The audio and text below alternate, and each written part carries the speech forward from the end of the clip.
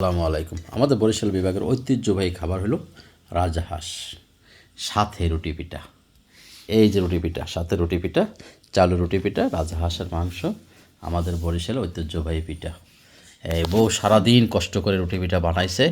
তার এই কষ্ট আমি কি বলে যে শোধ করবো জানি না। তার হাতের রুটি পিঠা সেই রকম মজা।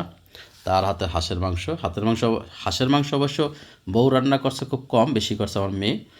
সেজন্য আমার মেয়ের প্রতি বউ রান্ধেই নেই, আমার মেয়ে রান্না করছে হাঁসের মাংসটা। বউ রুটি পিঠা বানাইছে, একজনের রুটি পিঠা বানাইছে আর একজনের মাংস রান্না করছে।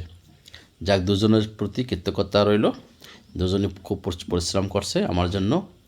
যাক, আপনারা যদি কেউ বেড়াতে আসতে চান, বেড়াতে আসবেন, আপনাদের জন্য রুটি পিঠা হাঁসের মাংসের দাওয়াত রইল। সবাই ভালো থাকবেন। আসসালামু আলাইকুম। তবে পরিশেষে একটা কথা না বললেই নয়, আমার আপন বড় ভাইরা জনাব মামুন সাহেব, তার খুব প্রিয় হলো রুটি পিঠা।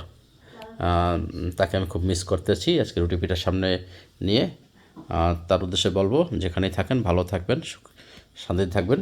যদি কখনো সময় পান বেড়াতে আসবেন, আপনার শালি আপনাকে রুটি পিঠা বানিয়ে খাওয়াবে। শুভকামনা, সবাই ভালো থাকবেন। আসসালামু আলাইকুম।